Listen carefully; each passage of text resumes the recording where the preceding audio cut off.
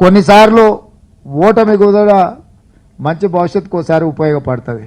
ఉదాహరణ నేను 2018 శాసనసభ ఎన్నికలలో ఓడిపోయిన తర్వాత మిత్రులు కావాల్సిన వాళ్ళు మిత్రులేమో బాధపడ్డారు, శత్రువులేమో సంతోషపడ్డారు, అయిపోయింది నా పని అని. కానీ 3 నెలలు తిరిగే లోపల ఎన్నికలు వచ్చినాయి. పార్లమెంట్ సభ్యుడైనా ఢిల్లీకి వెళ్ళడం వల్ల దేశానికే పెద్ద పార్లమెంట్కు ప్రాతినిధ్యం వహించే అవకాశం వచ్చింది. వితిన్ 3 monthsలో ప్రజలు విఘ్నులు ఆలోచన చేసిండ్రు, ప్రశ్నించే గొంతుక ఉండాలి అని ఎంబడే నన్ను ఎంపీకి పంపించారు. ప్రశ్నించే గొంతుక ఉండాలని జీవనాన్ని ఎమ్మెల్సీకి పంపించారు మీరు అందరు కలిసి.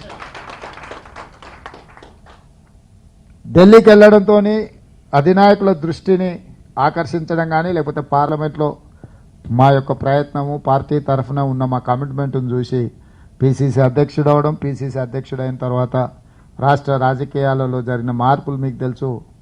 ఈరోజు ముఖ్యమంత్రి కావడం, 2018 అసెంబ్లీలో ఓడిపోవడం వల్ల 2019లో వచ్చిన అవకాశం వల్ల 2023లో ఈ రాష్ట్రానికి ముఖ్యమంత్రి అయ్యే అవకాశం కాంగ్రెస్ పార్టీ ఇచ్చింది, మీరు అందరు ఇచ్చిండ్రు. నాకెందుకో బలంగా జీవనానికి కూడా అట్లా అదృష్టం వరించి కేంద్రంలో మంత్రి అవుతాడని నేను భావిస్తున్నా. వారక్కడికి వెళ్ళి మాట్లాడాలన్నా, వారక్కడికి వెళ్ళి ఇంకేదైనా పెద్ద హోదాలో కూర్చోవాలన్నా, ఇంతకుముందు మిత్రుడు అన్నట్టుగా పార్టీలకు అతీతంగా దీంట్లో చాలామంది చాలా లైక్లు డిస్లైక్లు ఓరియంటేషన్ అఫిలియేషన్ సిద్ధాంతపరంగానో లేకపోతే వ్యక్తిగతంగా పరిచయాలు మనకు మిత్రులు ఉంటారు. కొన్నిసార్లు మన పార్టీతో సంబంధం ఉండదు, మన మిత్రుడు నిలబడ్డాడంటే ఇంకో వైపు ఉంటారు.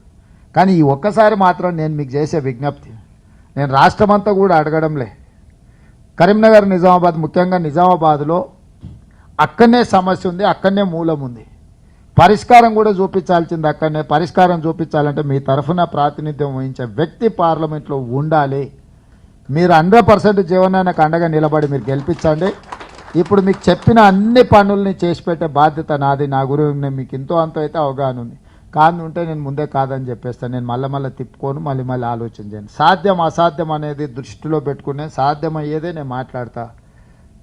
ఏదైనా పరిస్థితుల్లో దాన్ని 4 రోజులు ఒకవేళ ఆలస్యం అయిందంటే స్పష్టంగా ఇగో ఈ కారణం చేత ఆలస్యం అవుతుందని చెప్తున్నా.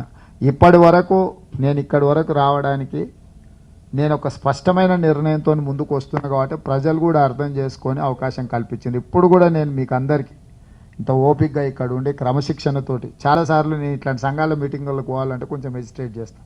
ఎందుకంటే రకరకాలుగా మాట్లాడి అటు ఇటు చేసి కలగపులగం చేసి అసలు సమస్య పక్కకు పోయే అవసరం లేనివి ఎక్కువ చర్చ చేస్తుంటారు. మొదటిసారి క్రమశిక్షణతో పాటు సమస్యకే పరిమితమై మీరందరూ చెప్పినందుకు మిమ్మల్ని అందరినీ నేను మనస్ఫూర్తిగా అభినందిస్తున్నా.